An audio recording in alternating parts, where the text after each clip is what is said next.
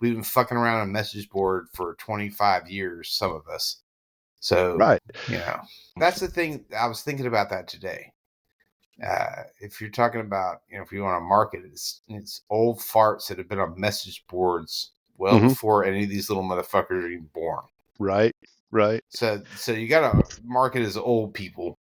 Uh-huh. I hate to say that. Right. No, I think you're exactly right. I think that's, I kind of touched on that, but folks who have been waiting a long time, decades, watching decades, and just kind of fed up with it. I just kind of threw some shit together just to fill in, like a description box or whatever. But no, I think you're right. There's definitely like a niche there that we could maybe carve out. Might be better than a billboard. Maybe so. Maybe so. Actually have some legs to it, Yeah. I don't know. It's just, you could just see it today. It was like people are just fucking pissed. I mean, you just, the shit that came out of their mouths today was bad. Oh, really? Bad. You didn't see well, we had the thread about the press conference and everything, and it's supposed to be out. I hadn't been online, man. I've had a wide open damn day today. Guess what? It was a fucking shit show, just like you'd think. Yeah. Really? And Okay, it was supposed to be the draft show, right? And you have the draft show, and there's Steven on there, and you have McCarthy sitting there sipping from a cup, being as peaceful as a Hindu cow that eventually would get slaughtered. And he's just sitting there, he's calm. I mean, Jones actually said that they can't do contracts now because of Elliott's contract. Of Elliott's contract? Elliott. Like, they didn't have anything to do with that? Are you fucking kidding me? I mean, it was bad.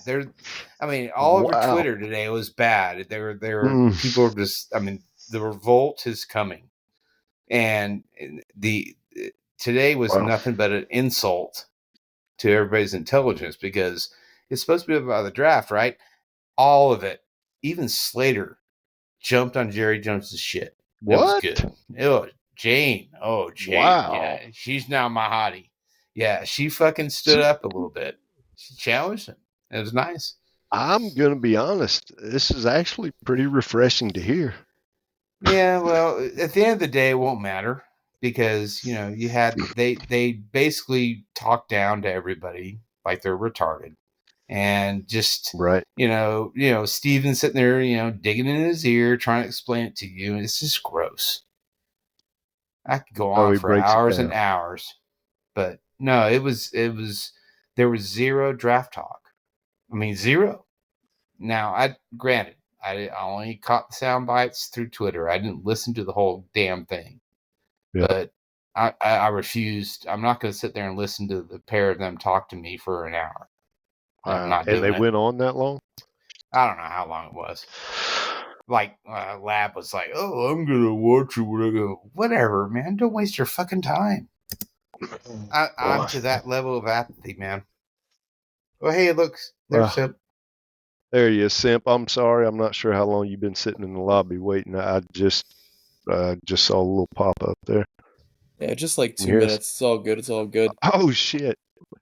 What's up? Yeah, I'm not talking about these. I do not want to spend any time talking about these idiots, whatever they said in the press conference.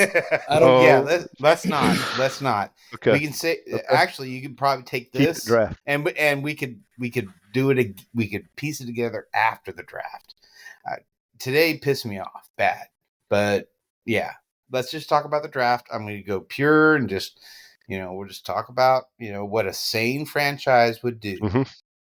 Not what these assholes will do. Right. What a sane franchise would do. Okay, well, I tell you, so we have 7 picks in the draft, right? We have 7 picks, like most normal teams would have. Our needs may be one thing, but that doesn't matter if we're just talking just a normal draft. We have 7 picks.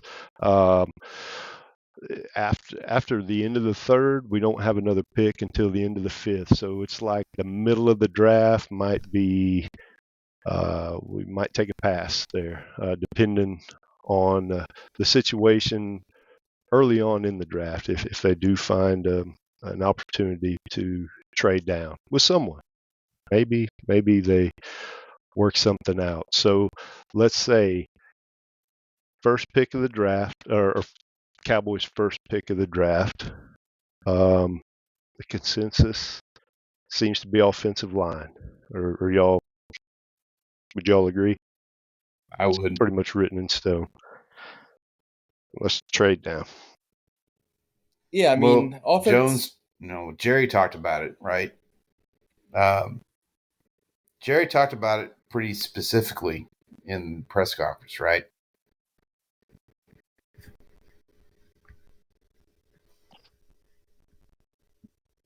Y'all hear me? I think I lost connection there.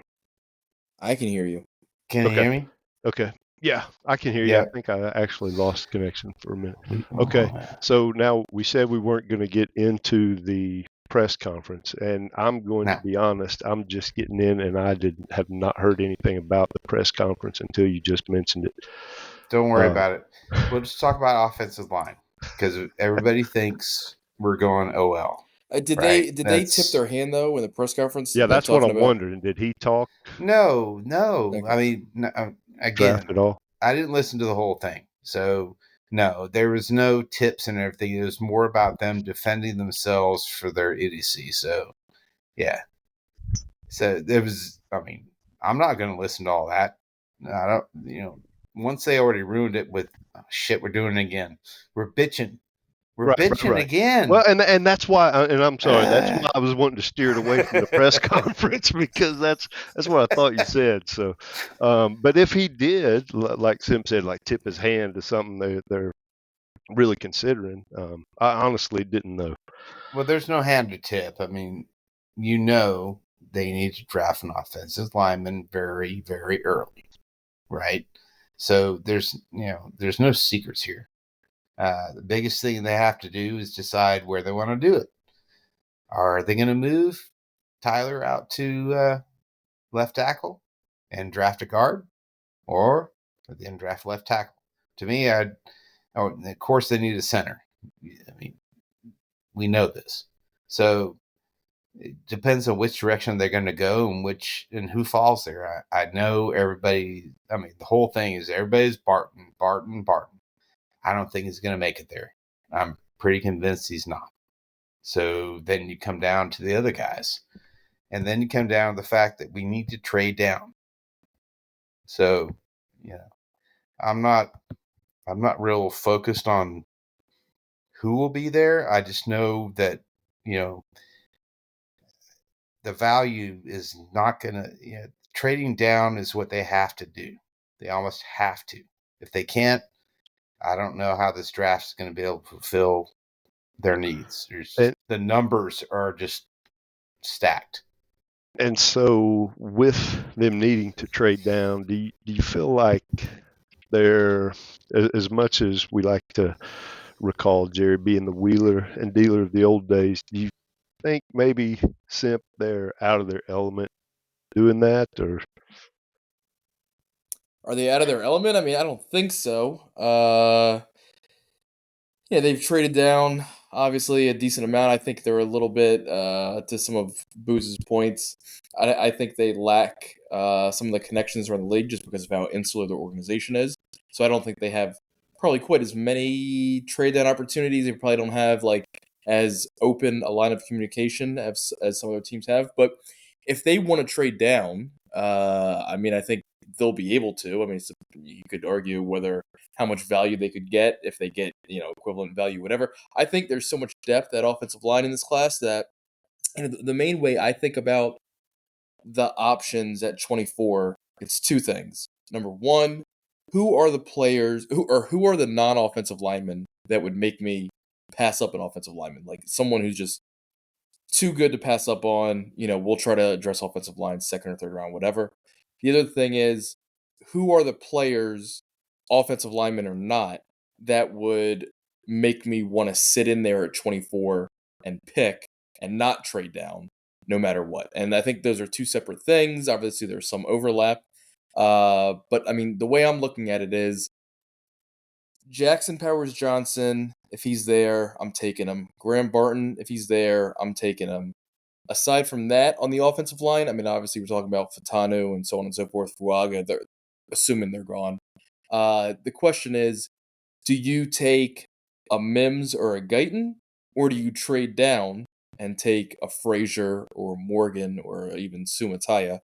So that's the way that I'm thinking of. Like, who are the guys that are there any guys really that I realistically would take that would make me pass up an offensive lineman? Someone like, I know Booze is probably going to disagree, but I would take Verse. I would take Murphy, D tackle. But if those guys aren't there, and they probably won't be, who then are the offensive linemen that I would sit in there and take and not want to move down? And I don't think it's a long list. I mean, a lot of these tackles, I like them. I love Mims. The guy played 8 games. You know what I mean? He's always hurt. Guyton, I think he's a little bit better than Booze thinks. I think he has. He showed a lot more ability. You know, he is raw, but to me, he looked better as a left tackle, or well, sorry, as a right tackle. But he projecting as a left tackle, he showed me more in college than Tyler Smith did. Honestly, Tyler had the rare strength, but like the way Guyton moves, and I don't think he gave up a sack this past season. Maybe he gave up one, but I watched him in 3 games. Texas, Oklahoma State, Iowa State, some pretty good defenses. And I mean, he barely lost a pass pro rep. He's a little bit uh he's a little bit not as physical as he would like in the run game, a little bit, I don't want to use the word soft, but he's just not he doesn't have that like aggression that someone like Mims has. But I mean, in pass pro, the guy barely lost a rep in those 3 games. And but the question is, do you sit in there and take those guys at 24, or do you trade down and get at least, assuming or presumably, a fourth, and then take someone like Morgan, Sumataya, Frazier? So to me, that's the really interesting thing that I go back and forth on. Well, the thing with this draft is, you know, you're going to have to trade out of the first round if you want to get anything. I don't trust Jerry, Steven, whoever's in charge of that process to be able to negotiate trades beyond the first. We've seen bad things happen in the past. It gets blown up. We're not equipped. So you're looking at trading out of 24 and then looking at a range probably into 32. If they trade out of the first round, they are out of their element because they're losing the 5th-year option. So, to me, they have negotiation between 24 and 32. And the players I'm thinking about that might be there, Guyton's one of those guys, of course. And then you have a weird, I mean, this is how my view of the draft is in terms of my board, my booze board. But Barton's not going to be there. Mims may be there. There's a little bit of concern about him. But then you're talking about people like Newton, and you're talking about people like, if you want to get cray, talk about Penix. And then you're talking about the tackles. The tackles are going to have a run at the end of the round. So pretty convinced that, I've read enough stuff that says, oh, well, the Chiefs love the kid from BYU. And then you see other things where he's ranked in the 150s by some other guy. So we're going to have options there. My thing is, I don't think they're going to trade out of the first. They'll trade slightly down, pick up the fourth they gave up for Lance or whatever. And maybe, the third is, if they can move down in that round and get a third, it would change the draft completely.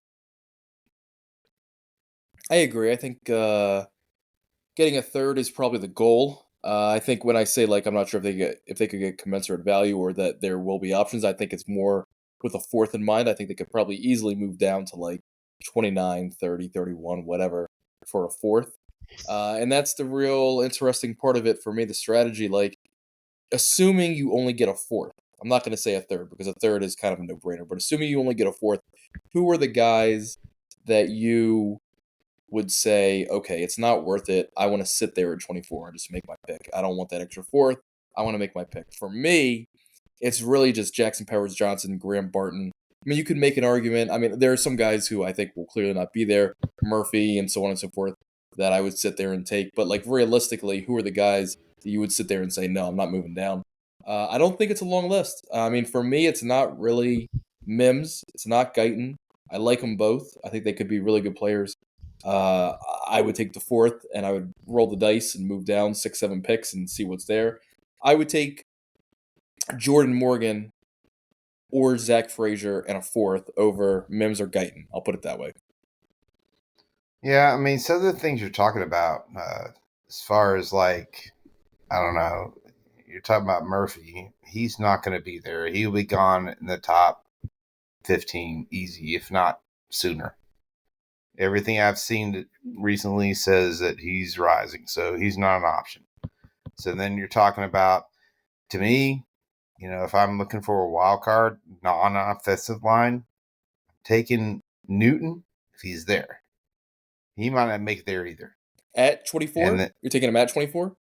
Oh, of course. Okay.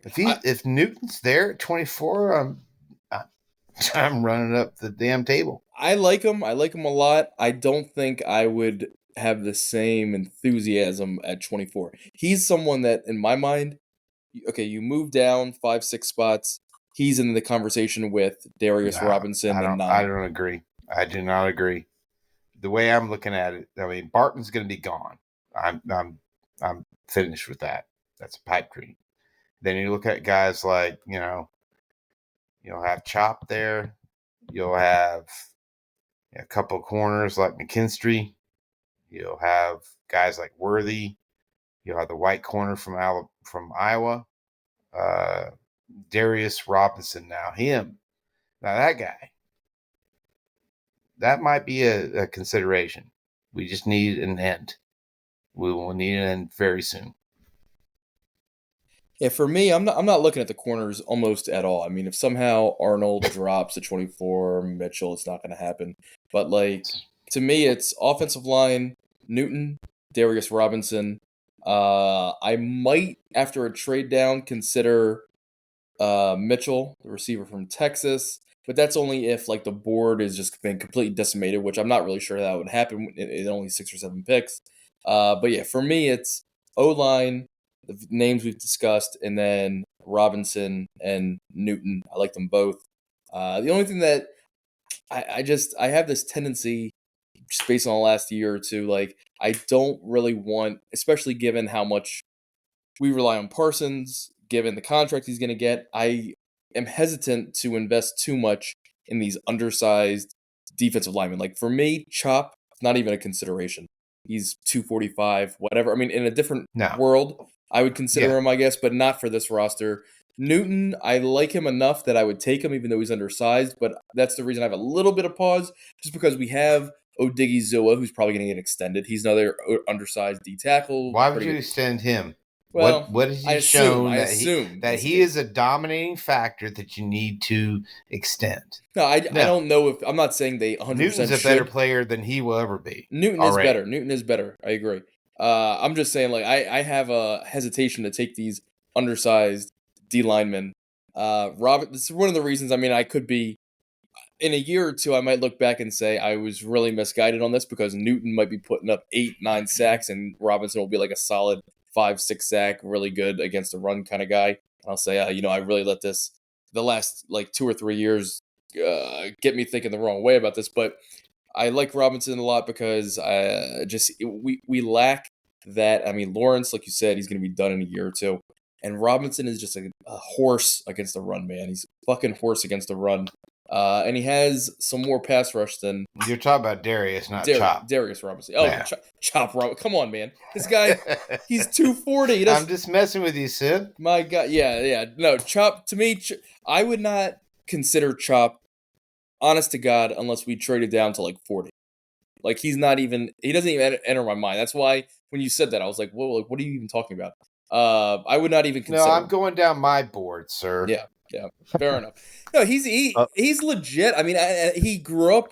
No, he's a good player. He went to not Dallas. He went to Maryland. Not for us. He was not for us. He was at Maryland his first year. He grew up in Maryland. I mean, he was like a big time prospect. He grew up not far from where I'm from, so I know a lot about him. But like to me, I'm not taking a guy, especially like when you watch him. He has the explosiveness, the bend, these things. I understand why he's probably going to be a first round pick, if not maybe a top 38 pick, whatever.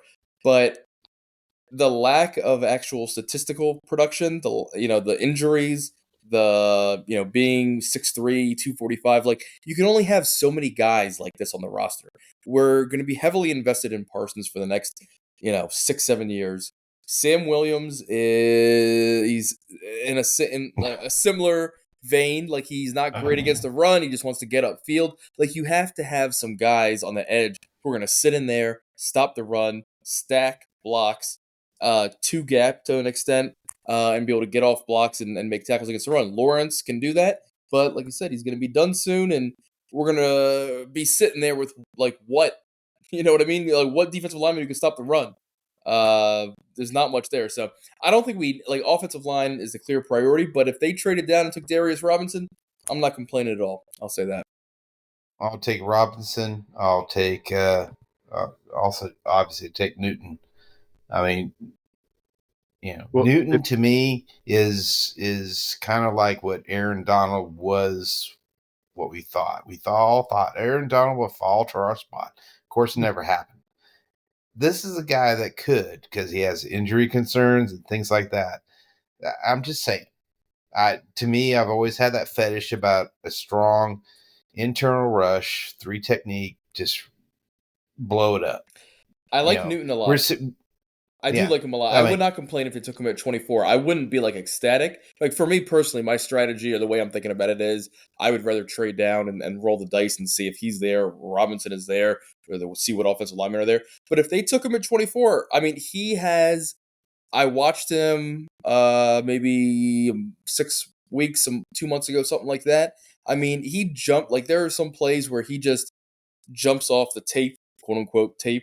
And it's like you do not see this kind of like vertical explosiveness out of interior rushers often. You don't.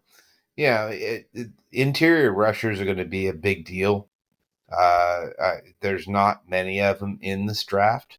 There's probably 4 if you're looking at all the DT class combined. So he's going to, and that's the thing too. Even now, I think, teams don't understand how important interior depth is. They go edge, edge, edge. If you get yourself one good guy, you can milk that for 3, 4, 5 years. If you get a good, strong interior, guy that can rush the passer, you can do whatever you want on the outside. So, there's only so many of those in this draft. He's one of them. And, my thing there is that if they're going to trade down, fine, trade down, but don't trade out of the first. They can't handle that. Well, let's say they do trade down then. Just looking at the list of teams here, I see 2 who they've recently dealt with, and that's the Niners and the Chiefs, right? Sitting at the end of the first. So if you are moving down then, who are those players you're looking at the very end of the first? The BYU tackle. I don't want to say his name. Suamatia. But if you look at, if we're trading down, you have enough talent there on the offensive line, either guard and tackle, that you can take a guy. You can take a Morgan. You can take, but if you're going to trade down, get a good pick, but you still got to nail the choice. So, to me, they're going to get, if they trade down, then their options open. They can take the BPA. They can take a wide receiver. They could take something else other than offensive line. That's my thing. If we could trade down and get a guy like Newton, I'd be all for it. Yeah, to me, it's offensive line. Yeah, Jordan Morgan, Zach Frazier, Sumataya from BYU. Obviously, the guys we talked about, considering at 24, Guyton, Mims.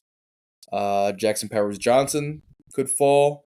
You don't know whatever weird stuff is going on with his physical injury I stuff. already think he's fallen. Yeah. I already think he's there. So I don't. What you see lately is just, you ever notice the guy looks just like McCarthy? hey, maybe it's more likely that we take him. Look, I mean, there's a couple videos. He's sitting there licking his fingers and stuff. He looks like a little mini McCarthy. I have no doubt we've taken a shine to him. If we trade down, he'd probably be a guy we'd look at for sure. Hey, and then we think we got value. We got the number one center in the draft, but that was Bart. Yeah. Yeah, so I think those are the guys on the O-line. Darius Robinson, Newton, like we talked about. D-line, I would consider Adonai Mitchell, receiver, but he would be a backup option. I don't see a realistic scenario where I would take him. It would be one of the offensive linemen or defensive linemen. I think that's really it. I mean, you want to reach a little bit and say one of the linebackers. People think Cooper might be a borderline first. I don't think so. I'd rather just wait, see if it falls in the second. Colson, there's some rumblings he might be a surprise first. Again, I wouldn't do it. I would go O-line, D-line. I just don't see much of an argument for anything aside from O-line or D-line after a trade down. If we sat there at 24, you could make an argument for Brian Thomas Jr. But after a trade down, to me, Thomas is not going to be there. I just do not see what prospects are available that would be a prudent option aside from an offensive lineman or a defensive lineman. There's just way too much depth. To me, it's pretty cut and dry.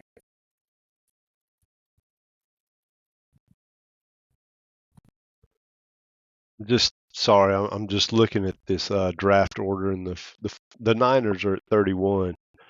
2013, we traded down with the Niners to number 31 and got Travis Frederick. So, yeah, I'm sure that's not going to happen again. But anyway, something nice to think about.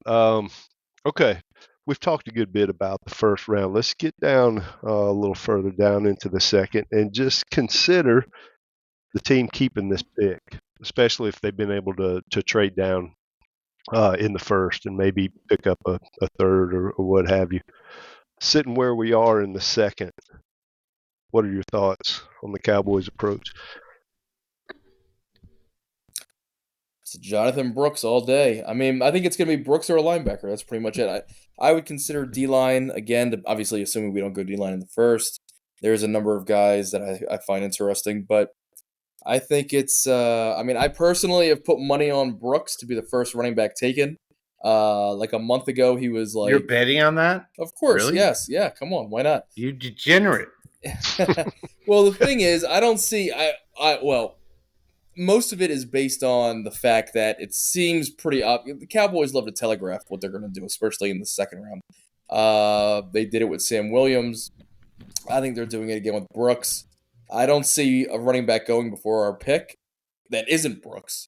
So for me, it's the options there are Brooks or a linebacker, Colson, Cooper, Wilson. I don't really see a whole lot else other than that.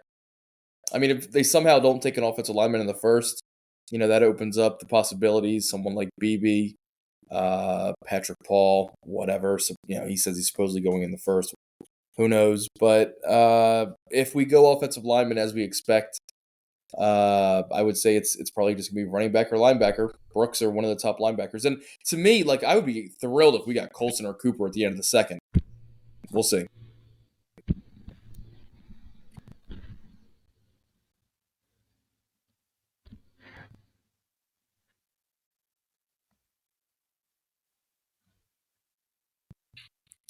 But I would say it's probably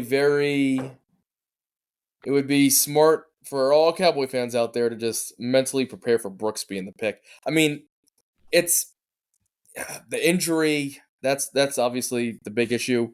He's seemingly rated by all the media draft types consensus somewhere around 50.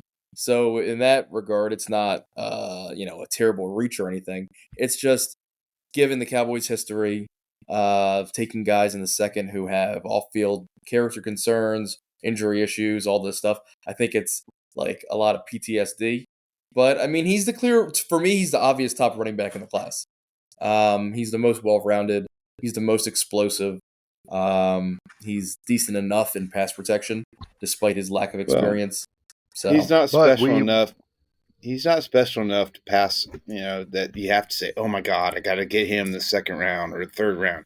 I mean, exactly. you can get Benson, you get Corum, you get Allen.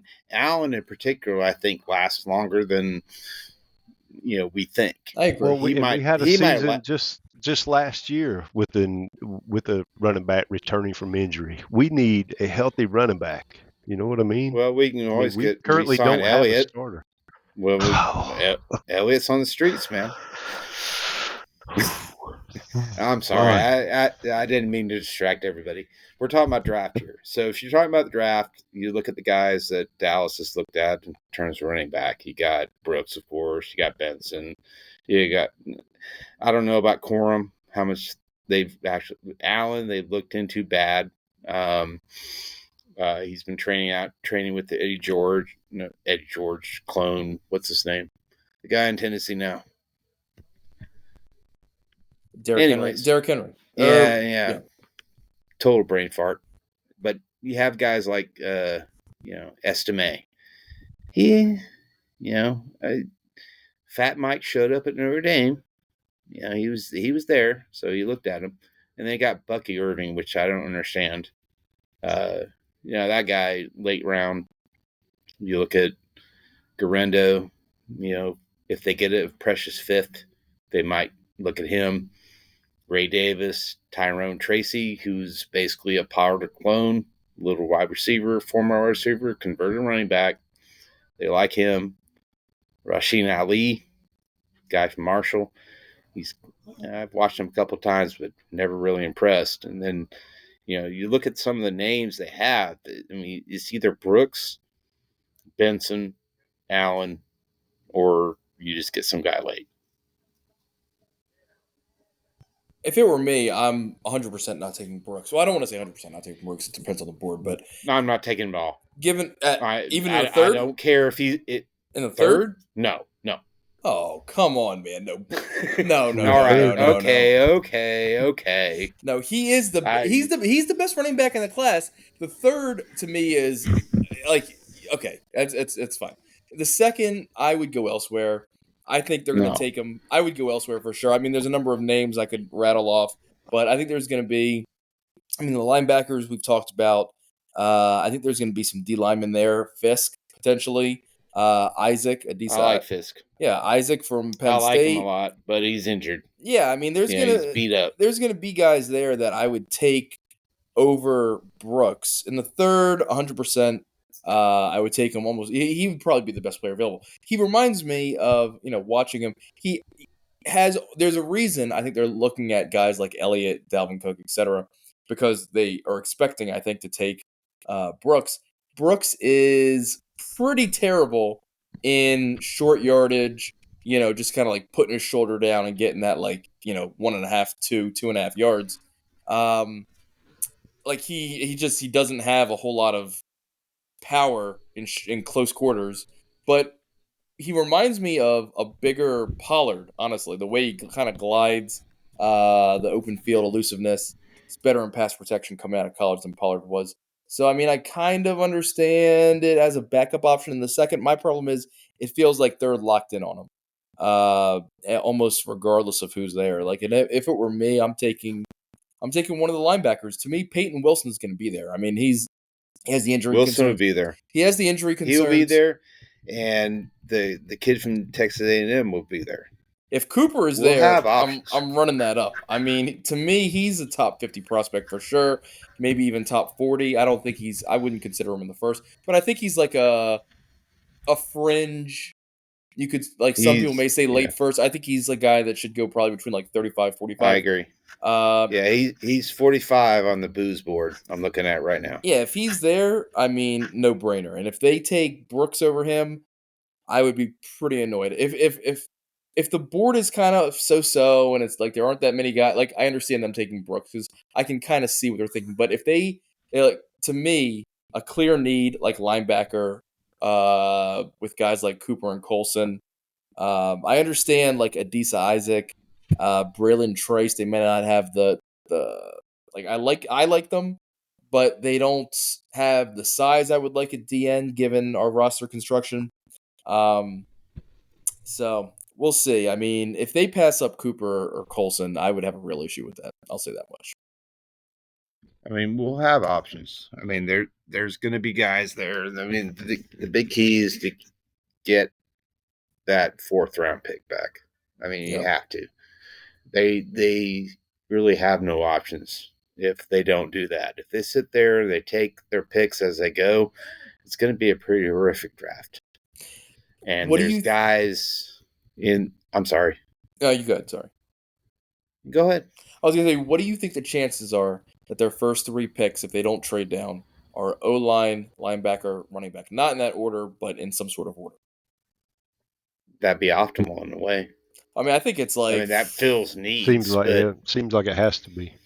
Yeah, I mean, that's what worries me about this. I'm scared of some weird choice. You know, at some point it's going to spin things. You know, if they can't trade down, this is going to be a bad draft. Just the way it stacks.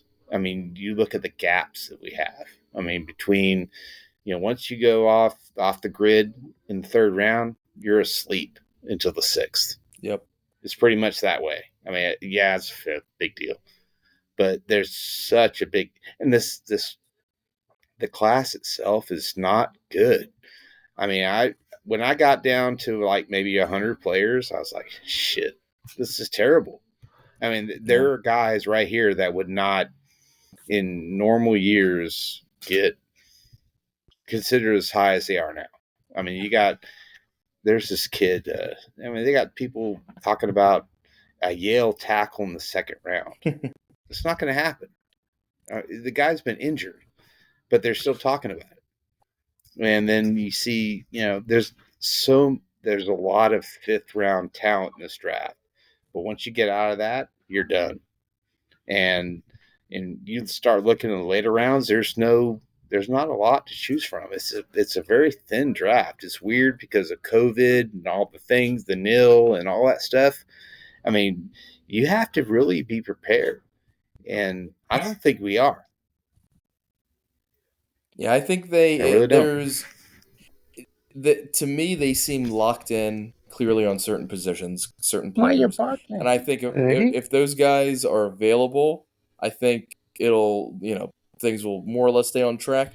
But I could easily see things going sideways if, like last year, what happened at tight end, where there's a run. They were clearly expecting someone to be there in the 2nd. A couple guys, Tucker Kraft. They might even been thinking Laporta might fall within range. Laporta was the guy they wanted, right? Yeah, and so I think I could easily see like a scenario where if Cooper, Colson, and Brooks are off the board in the 2nd, I mean it could go completely sideways, and they just take like someone like Schoonmaker, who should have gone in the 3rd, take him in the 2nd. I could see them doing something like someone like Trevin Wallace, maybe the linebacker, who I would like in the 3rd. I think it would be a very solid pick at the end of the 3rd. Yeah. But if things get nutty, I could see them taking him in the 2nd and just like, yeah. Yeah, I think there's opportunities here. There's good players. If they do it right and they can stockpile picks in the 4th or 5th round, I think they'll be fine. But if they can't get out of that and they have to draft where they're at, and let's be honest, they have the negotiation skills of 0, and they have the relationships are not there. So unless you're talking about 1 or 2 teams willing to take pity on them, that's how it works. We're not, this wheeler dealer thing. What was that? I saw Pat Walker's stuff, right? He, decided he was going to publish a mock draft where it hadn't trained down like, 2 or 3 times. It's not going to happen. We might be able to negotiate a trade down out the 1st, but it's not going to happen much beyond that. That's what scares me. Yeah, wouldn't it be great if we could though? They did trade down with Philly a couple of years ago, like our buddy Nodak reminded us earlier. Traded down 2 spots and picked up a third with Philly. So, I mean, yeah, there are Well, this is not a a few draft that, teams that yeah, they deal with. yeah, but this is not a, it's not a draft where 24 is going to be a hot spot. 24 is going to be where people are trying to figure out what player they want that's going to fit them the best because the whole pool is not good. So you're going to see stuff like I really don't. I mean, I'm getting concerned that we're not going to get that trade down. Well, That's just my thing. 56 as well, though. If they miss a chance in the first, Trading in the middle rounds is a fool's folly. We saw what happened last. Yeah. Remember when Jones tried to trade up and down in the second round with the Quincy Carter thing? Really? You yeah, want that I again? remember that. You want that? Do you want that? I Well, don't want getting a that. couple mid round picks maybe out of that too. If they hit a home run in the first, not able to Well, trade Amari down. Cooper's only worth a fifth, so let's go from there. The problem to me is that they seem to have like a narrow board, and like Oh yeah, trading down theoretically makes sense, but in practicality, with the way they seem to operate, it's like if they trade down in the second and their like couple of options they were considering aren't there, they're gonna then end up like reaching for someone who's more of a third rounder because that's what their board is, where they might not be considering someone like uh, I don't know, like a Marshawn Nealon, Adisa Isaac, who? Nealon from Western Michigan, whatever the DN. Like there would be Oh, guys that would okay. make a lot of sense to us, but based on Yeah. their board, they'd be like, okay, well, Nah. we traded down from 56 to 65, and we thought Brooks was going to be there, and now he's gone, so we end up taking Trevin Wallace, or we end up taking, you know what I mean, doing something a little bit crazy. So I don't know. I mean, I think theoretically it makes sense. Like if you could trade down 10, 12 picks in the second, still get Brooks like in the early third or whatever, pick up an extra fourth, that'd be great. I just don't think it's just probably not very realistic. Um, yeah, we'll see. No, I don't think we are capable of navigating those waters. So then you're looking at, so we've gone from first, second, third. We know Brooks might be in there. So then you look beyond that, right? So you're going to look at, some of the guys they've looked at are, their offensive line. They've looked at that extensively. So, Blake Fisher from Notre Dame, that guy makes a lot of sense. Coleman, I mean, TCU. Coleman too. Coleman will go probably higher than people think. He'll probably end up going to the top 100. So he's another guy that most people don't know about, but to me, I have him going in the top 2 rounds, if not early third. If we pass up O line in the first round, go whatever D line, receiver. Um, to me, Coleman would be arguably one of my top options in the second, after probably BB, maybe alongside this guy from Kansas, Puny, but Pooney. I'm not sure how to pronounce his last name. But yeah, Coleman. I like Coleman a lot. And honestly, I mean, I said it the other night. You know, these guys, the organization, to me, they're clearly like consciously taking a little bit of a step back in terms of the quality of the roster. I don't think they're truly like going full bore, all in, to use the term, to win this year. So for me, I wouldn't mind going O line back to back. Depending on who we take in the first, I'd be perfectly fine taking Coleman in the second. I don't think they'll do it, but I'd be fine with it. Yeah, me too. I think they just have to be careful and cautious, but I don't trust them to be able to do that. So,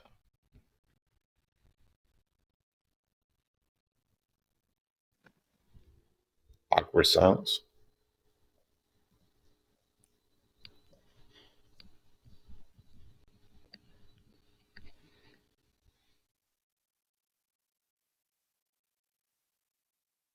Y'all stood there. Damn. Yeah, sorry. I've been talking and I was muted. Sorry about that. So y'all talking about the third, and that's uh fun to think about the potential they could fill there. But like Booz mentioned not long ago, we go from that third round pick to damn near the sixth round currently without anything. So are they just going to treat these as throwaway picks, you think, or are they going to nail some of these late rounders? I mean, we have four late picks in this draft that, frankly, we still need to fill some needs, and we're hoping for the top-notch talent in those first three rounds, but they really kind of got to find some players in these late rounds. Who do you have later on in the draft? Who are some of your pet cats? Well, pet cats are one thing. It's just the reality of where we're drafting. We're going to be drafting basically 24 through 87. So if we leave that alone, then you're talking about 174, 216, 233, and 244. I mean, That in fifth this round draft, pick is the third to the last pick, by the way, in the fifth. So yeah, it's basically a sixth. So 170. I mean, once you get beyond the first three rounds, if we can't trade down, you're talking about guys that are just, I mean, literally in normal years, as far as I'm concerned, they're seventh rounders, UDFAs. You got, I mean, the guys we looked at in that range, you got Nathaniel Watson, linebacker from Mississippi State. Good run defender, but he's a guy. And that's the thing. You start looking at who we looked at in that range. We looked at Isaiah Davis, Barner, the tight end from Michigan. I mean, it's bad. I mean, you have, Logan Lee from Iowa. You have, you know, just, random guys. I mean, once it gets beyond that point, you're basically shooting in the dark. So their thing here is they have to get a pick in the fourth, and they have to do something. If they can trade down in the first and get a third, and then maybe get in a fourth again, that's what they need to do, because this class is not good. Yeah, I think there's a decent amount of depth at linebacker. You mentioned Watson, Jalen Ford, the kid from Texas, Cedric Gray from North Carolina. One or two of those guys might drop to like that late fifth range. Yeah, but you're counting on that. That's my thing. Yeah, yeah, This is not a class that it's stacked. It's not. It's just yeah. weird. I The like positions we need are it's kind of rough. it is. It is. I mean, it's I mean, everybody's saying the class does not have much depth. It kind of falls off a cliff after like the third, maybe fourth. Not even that. I think first 100, I had a hard time. I really did. If I'm sitting there saying, you know what, I want that guy, and I'm sitting there trying to do a mock draft, and I'm like, no. A lot of these guys, I mean, once you get out of 100, Yeah. it's hard. Yeah, I mean Dwayne Carter, he seems to be rising, so he might not be that might not be a consideration like in the fifth or whatever. Um, What, the I Duke like, kid? yeah, yeah. Yeah. Tyler Davis, Clemson. I think he's a pretty solid. Would be a nice day three pick. Zinter, Michigan kid who got hurt, be a blue light injury special. But I mean, if he hadn't gotten hurt, he was going to be a second or third round pick if he falls. That'd be great. The guy from Maryland, left tackle Delmar Glaze with the Senior Bowl. I think he has. Yeah, it could be could kick inside the guard. Could have a little bit of tackle versatility. He'd be a nice fifth or sixth round pick. But yeah, I mean, the class definitely falls off quite a bit after, like you said, that third round. I mean, top 100. That's basically the third and change. So yeah, I mean, it would be great to add a fourth just because I think there'll still be a little bit of value there. But to me, like once you get past that, it is a very weak class. And I mean, there's people have already been speculating about next year's class and how strong it's going to be, just as these are the natural ebb and flow of how these things go. So I mean, who knows whether or not it's conscious, but the strategy of stockpiling all these comp picks, they might come back to be useful Yeah. next year. But who knows, man? I mean, yeah, it's I hate. It's so they love talking about, oh, we fill our holes in free agency so we can draft clean. We can draft clean. Haven't heard a whole lot of that this year, have we? You know what I mean? Yeah, Like, you look at they those. can't. You look at those 30 visits, and it's O line, linebacker, running back. I mean, there's not like aside from those positions. I mean, you going back to what we were saying, like day 3, Travis Glover, high potential guy. Some of these guys they've looked at, but I like Glover. yeah, I actually watched he's a big kid. yeah, And he'd be a good pick in the in that 6th, 7th round. But we're not the only ones in on these yeah, players. I mean, Glover in particular has got a lot of interest. I mean, I pay attention to that. The where we look at how we approach scouting. To me, there's not a lot that we actually can say that, hey, we unearthed a diamond. We're doing the right things, but again, it doesn't seem insightful. yeah. It's interesting how if you just based on the 30 visits, and of course they could draft someone not based on that list, but it's clearly need based. It's almost entirely just O line, Hmm. running back, linebacker. You got Darius Robinson, Byron Murphy, something aside from those 3 positions. There's just not that many guys overall. It's like I've never seen a 30 visit list for the Cowboys that is this concentrated on such specific positions. But the other interesting thing is you do not have a lot of tackles, early round tackle or first round tackles. It's Fatanu and it's Fuaga. That's it. There's no Mims. There's no Guyton. Even Morgan not on the list. He's a pretty clean prospect, so they may know what they need to know on him. And that's why he wasn't one of the 30. But for a guy like Mims and a guy like Guyton who haven't played that much, they're relatively raw.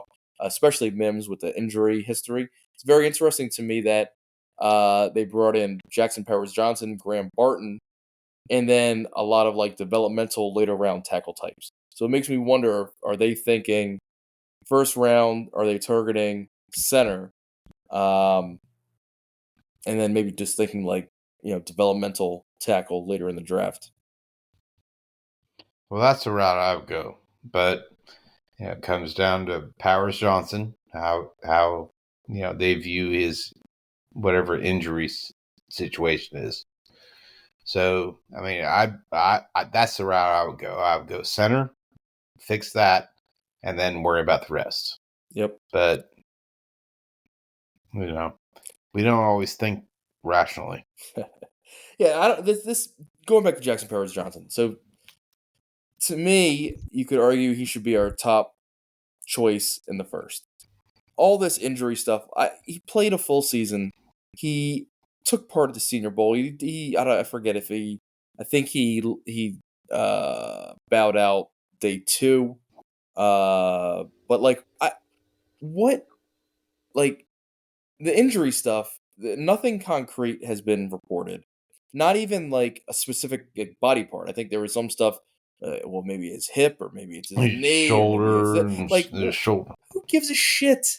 Who gives a Well, shit? Unless it's like chronic and it's gonna like his shoulder's gonna yeah, fall off. Like, what are we talking about here? It just it's feels like not. over It's not. analysis. Uh, It is. It is a little bit, and they do that with centers a lot. Look at Creed Humphrey. yeah, The guy you knew. I mean, pretty much, if you know what you're looking at, the guy was pretty much lock starter yep. from day one, and he went in what, third, Second, I think it was late second, like second, third. 50 something, 50 something. But I mean, my thing with Powers Johnson, he looks like Fat Mike. He signs his autographs, Turd Ferguson. How awesome is Oh, that? yeah, I like it. I We want we and I already like have a it. turd Ferguson though, don't we? No, he could be new Turd. I like and I want him. but it just depends. I don't know what the injury thing, and frankly, it's just weird how it's all rolled out. It's real mysterious and weird, and he jumps up and down the consensus boards. You don't know, but yeah, I would have no problem with him. It feels to me like some of the media types who have kind of like dropped him a little bit, and even like Jeremiah, like has him like 30 some, 33, 34, 35. It feels like that's like a reactionary, like this is intel they're getting from the league, and it's not like based on anything more than their relationships and knowledge and what they've heard. Like this is what the consensus is. But yeah, it doesn't. It's completely mysterious. There like no specifics have been reported. So as far as I know, I'm just looking at it like what I've seen on in the games. The guy clearly has not like missed almost any time, as far as I know, unless it's some degenerative. He's gonna potentially have to retire when he's 27. Like I don't care. I do not care because if there were no medical concerns, to me, like he's a better prospect than Linderbaum, who went like 25, 26, whatever. People were talking about him as a top 20 pick. Linderbaum was 290 with like 32-inch arms. Powers Johnson, this guy, 330, uh, dominant the Senior Bowl, won Remington. You watch some of the games and he's hustling 30 yards downfield, looking for guys to block. Seemingly like all this personality stuff. Oh well, he's like an odd guy or whatever. Like I do not Well, care. that's the thing. I think a lot of teams do that. Yeah, he's a hog. He's basically a guy. I've just send him off. He'll be fine. yeah. But he's a weird cat, and I think that turns off some people. And with teams, a lot of teams think center has to be the smartest fucking guy on the team, right? And you look around the league, and you can kind of tell who has and how they look at it. We, we had Frederick. I mean, guy was a blessing, unfortunately. But you look around how other teams in the league are going to look at the position. Some are going to be smart about it and some are not. But there are a lot of teams that need centers. And I think what a lot of this is disinformation trying to push him down to some range. Teams like Miami, Pittsburgh, Yeah. they would kill for a center right now. They have nothing. So, you have to kind of think about the rest of the league and where their needs are in relation to yours and then figure it out. I don't think we do that.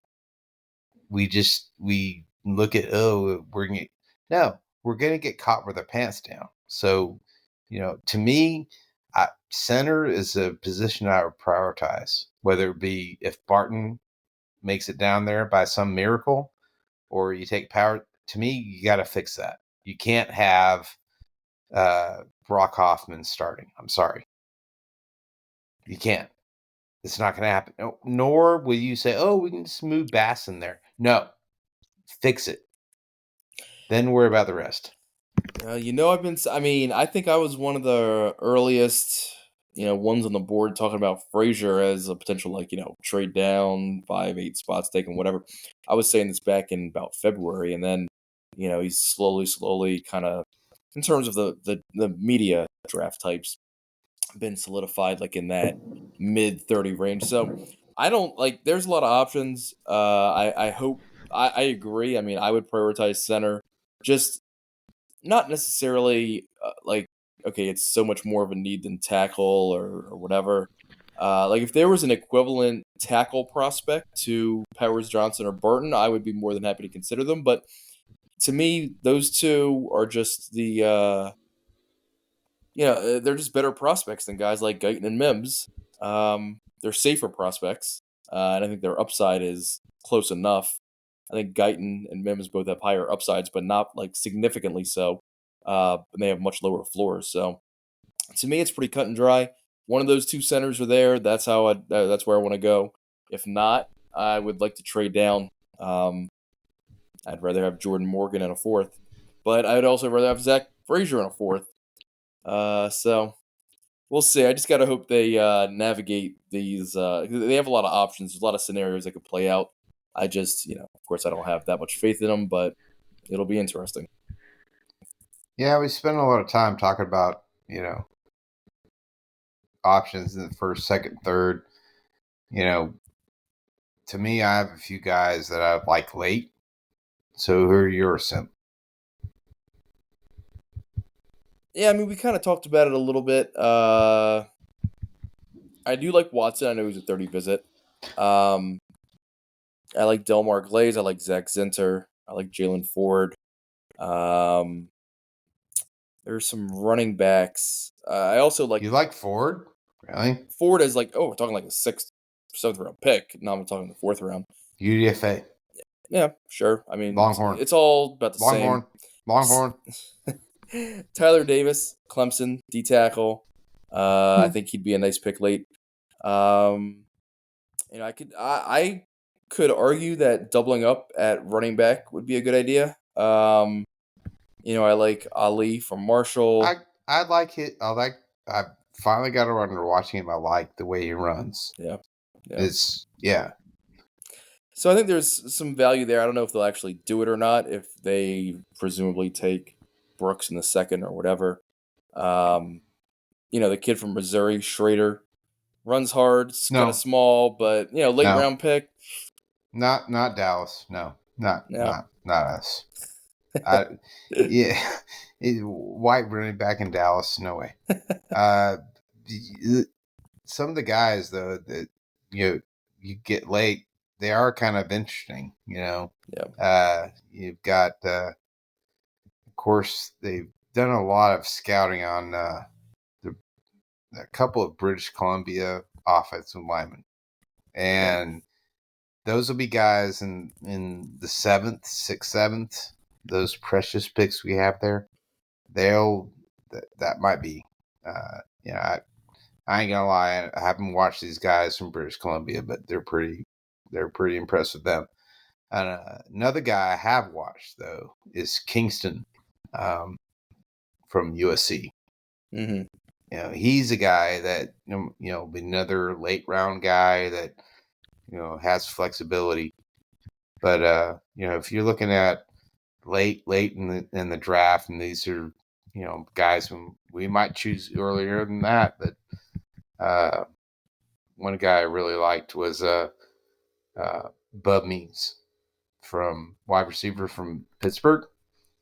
I was like, yeah, I've seen they were looking at him, but the guy has special teams ability. He's going to be that guy drafted in the seventh round. That's going to be what we thought we had.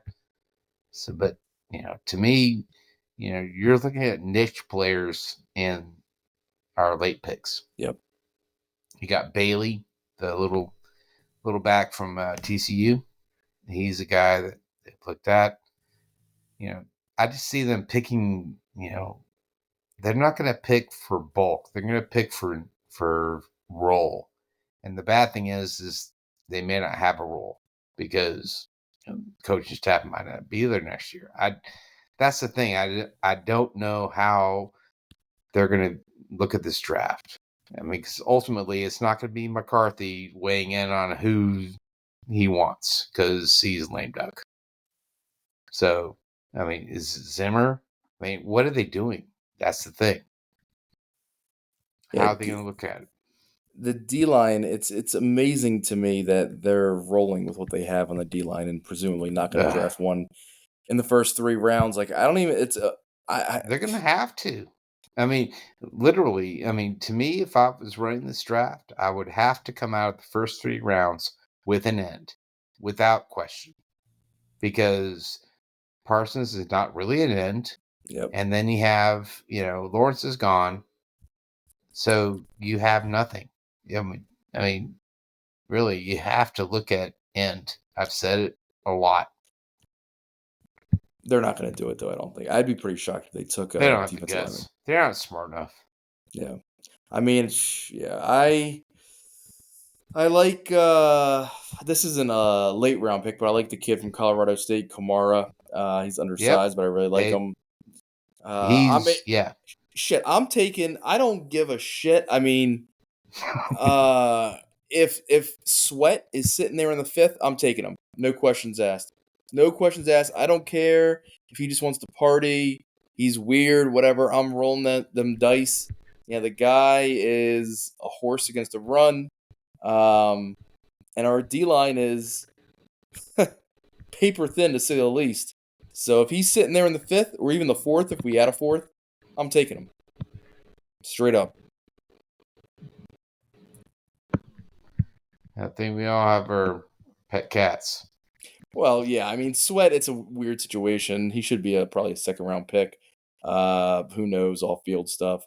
But like, given how just ridiculous our D line situation is, I'm willing to gamble. You know what I'm saying?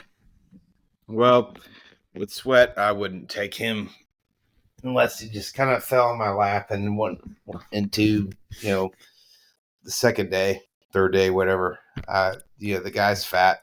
Yeah. He has not impressed on the circuit, so he'll be a guy that'll be available down there. But that might be we're gonna have a weird draft, and all of a sudden in the 5th round we take this guy. He was supposed to be a first, but he got fat and he fell down to the 5th. Yep. Because that's where I see that guy going. I mean, he has not had a good draft season.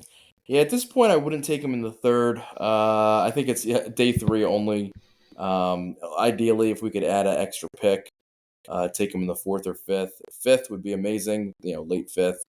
Again, to me, it would be a no-brainer in the 5th. 4th, you could argue one way or the other, depending on needs and the board. What else we do?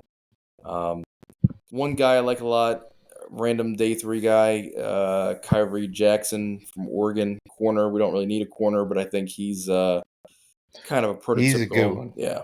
He's a very good one. Yeah, he was a transfer from Alabama, yes. I think. Ball skills. Yeah. Yes. Very nice. Very nice player. I think he's a guy that, definitely is not in the wheelhouse of everybody. I don't know how about it is with teams, but you don't see much talk about him at all. But he's very good. Very good. Better than guys than, who are the guys around there? TJ Tampa. Mm-hmm. You got Rackstraw, whatever his name is. Rakestraw. I think Rakestraw is earlier than that. What's the guy? Phillips, different types. Kentucky. He's Lassiter. the only body type. He's 6'3". Yeah. He's 203 pounds. Mm-hmm. So he's probably very long, very lengthy, and very, Seattle-ish, Quinn-ish. Yeah. I mean, there literally is, other than Cam Hart from Notre Dame, those are the guys that have that prototype in that range. So those are your 2 guys. But yeah, if you want a big, long corner, he's your guy. Yep. In that range. The sad thing is, it's like we're boxed into such a position where it would be difficult to spend like a 4th on a corner, given all of our needs. But in my personal opinion, I'm not that caught up in, well, we have all these needs. Like, to me, it's O-line is clearly the biggest need in the 1st, and there's so much depth that it's like a bit of a no-brainer. So, okay. But after that, like, I have a completely open mind in terms of where we could go in the 2nd, the 3rd. I mean, I think linebacker does make sense. Someone drops Cooper, Colson, whatever. But I have a completely open mind. I'd have no problem taking a corner, even, well, I'm not going to say in the 3rd, but definitely in the 4th. But I don't think they actually will, just because they've put themselves into such a position that they have to draft for need because they've done literally nothing in the offseason. So. Yeah, I can't believe we're into the corner horror discussion.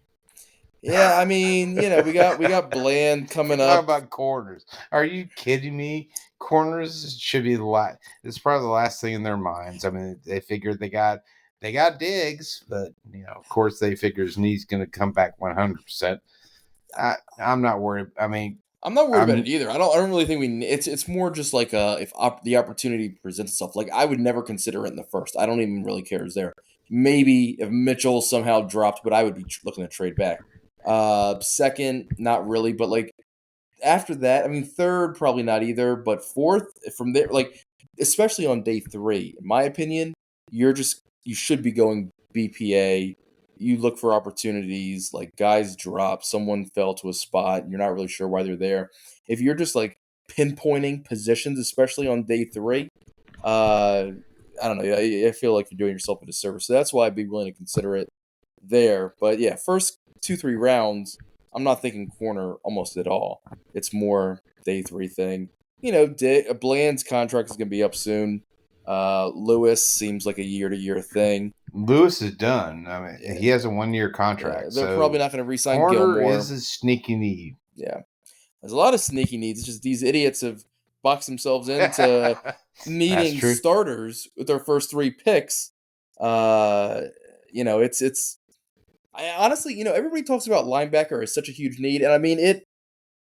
If Cooper or Colson are there in the second, I think it's a BPA situation. But like, I could argue that D line, D end, or D tackle are way bigger needs than linebacker when we have when we have Kendricks Kendricks, we have Clark. I mean, for as much as people complain and I complain about the linebackers last year, Clark was our starting linebacker on a defense that was whatever it was, top 10, even though it shit the bed in the playoffs. Overshown, we'll see. He showed promise. But I mean, we're not going to be playing with 3 linebackers 90% of the time. I realize we're going to play with 3 linebackers more than we have. But like there's way more at linebacker than there is at D tackle. I mean, for God's sake, we're going to start Odigizua, Mozzie, and then who after that? Carl Davis? You might not have Mozzie until second or third week. It depends on how all that rehab works. Yeah. I think honestly they're downplaying that a lot more than they said. Between his weight issues and now the injury, I mean, come on. He's a bust just waiting to happen. Yeah. So he'll fall out real quick. If he can't physically recover, he's going to be a casualty. So then we have a big fat hole. I mean, DT to me, that's another, talk about sneaky needs. No, this is more so like you really need to think about it before you get to the 5th round. Because if you don't, you're going to be screwed. Yep. We have nothing there. Odigizua, good enough player, but you know what? He's what we thought Gallimore and these other wastes at DT were. We need to get a real one. Yep. Go get Newton. I'll be done. Yep. All right, guys. I gotta get rolling. Do we want to wrap it up in some with question, prompt, whatever, or just? Yeah, we can wrap it up with just who are your guys that nobody else talks about that are your pets? I have a few. Man, are we talking any? We're talking late. We're talking guys that nobody else knows, which don't normally talk about. That's a tough one. I mean, Delmar Glaze from Maryland. I think he has starter potential at left tackle or left guard. He was really solid this past year. I forget there was a tackle last year that people thought a lot about, and at Maryland thought he was going to be a high pick, and Glaze outplayed him. I forget whoever it was. Maryland football is an afterthought in many ways. But I like Taj Washington, USC. I like McCaffrey's brother. I don't know exactly where he's going to go. I mean, I guess people talk about him a lot. He's going to go he'll go in the middle rounds. Yeah. Your kid is nice. Let's see. Golly, it's really weird because you get in this weird position where you're just thinking about what they're realistically going to do versus what a sane organization would do.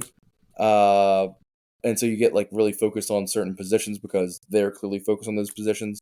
But I like Deloach from Florida State. He's almost like he would fit perfectly with Quinn, like a safety linebacker hybrid. But I mean, the guy's extremely explosive playmaker. He'd be a great 7th round pick.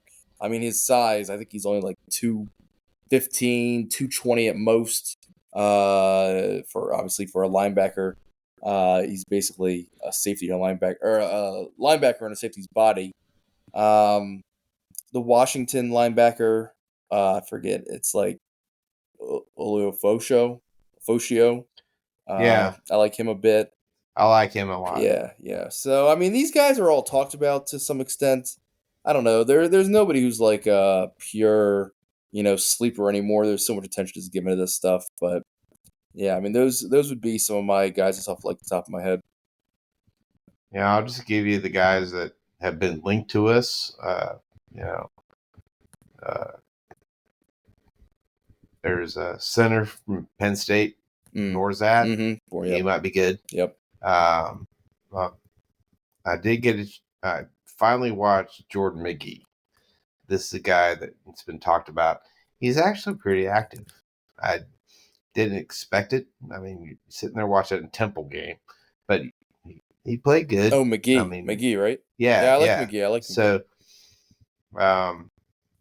the other guys I was kind of looking at, you heard, I mean, Tyron Hopper. Mm-hmm. I was not impressed with him. I mean, he's an outside linebacker. He's kind of light. I mean, special teams maybe. The USC kid. I'm sorry, not USC. Notre Dame. Lufau. Mm-hmm. Marist. Yep. Yeah, he's the guy that you can get in this for special teams or whatever at the end. But the Washington kid, he could be a starter for sure, as long as he's healthy. He's the only one that I don't know stuck out to me while I was watching. Most of the linebacker guys. I mean, at the end of the day, you got they got options, but we just have to trust they're smart enough. They've done enough of their due diligence, but I'm not sure. Yeah, there are options. It's just a matter of if they can navigate. Navigate the shifting landscape. But I'll say, okay. Well, here, last question, last thing to talk about. What would be like your ideal first 3 rounds? Well, first 3 rounds, I come out with, I hate to say it, positions. You have to have starters, all 3. Yep. Offensive line starter. You got to have. This is just me. I'd get a guy that could be a starter end or right now plug into second end because we have Sam Williams and nothing. So, yeah, that I'm funny about that. The end is a big deal for me. Beyond that, I mean, if you get it back here and there, it really doesn't matter. But the first couple of rounds, you better have to DL OL, period. Yep. If the picks are wide receiver or linebacker, to me that's a wasted pick. That's not helping us. And the way things are looking, we're looking to get everyone all in this year. So if you're going all in, you better just draft guys that good and well can start. But with Dallas, they're not going to be forced. They're not going to prepare for Lawrence being gone. So forget about the end. So you're looking at they'll do exactly what we think they're going to do. Yeah, be very predictable. For me, it would be. I mean, this is cheating a little bit, but trade down in the first, pick up that extra 3rd or 4th, whatever, and that'll be your running back. But aside from that, because I mean, we do need to take a running back in the first 4 rounds if we can add that extra 4th. But I don't think it necessarily has to be. It doesn't.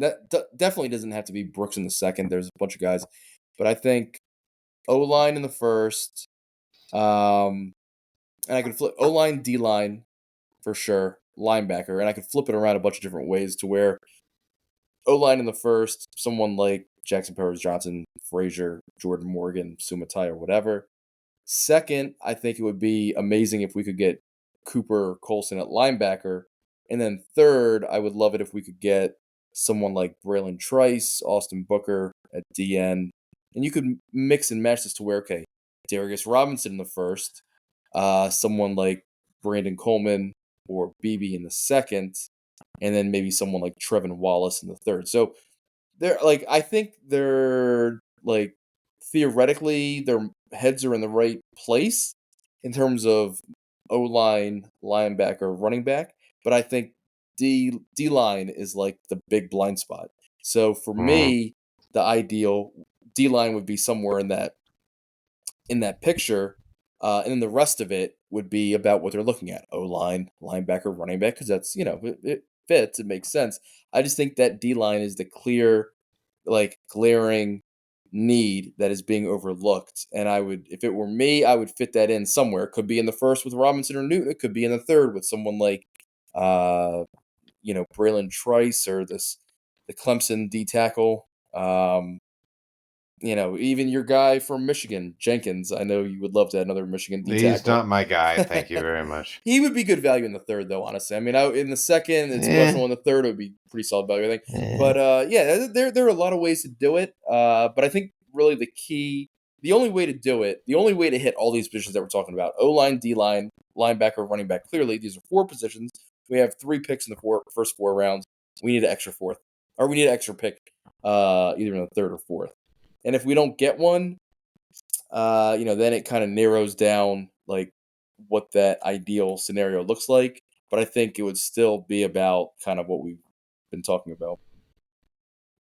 Well, we have plenty of holes to fill, so it's just like any pick they make at this point is going to fill a need. Yeah. As long as the player's worth a damn. Well, guys, hey, listen, it was great to chat with y'all the last couple nights. We got big draft coming up this weekend, so let's plan on afterwards getting together and breaking it down. Sounds good. Sounds good. Thanks for coordinating.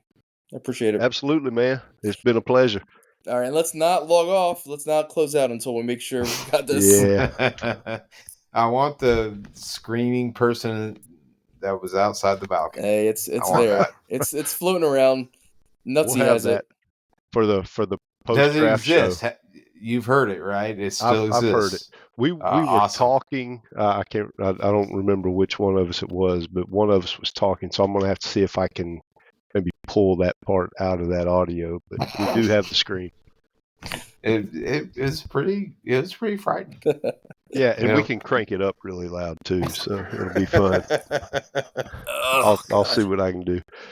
Good talk, guys. All right. Hey, okay. I'm gonna go ahead and stop. Sorry.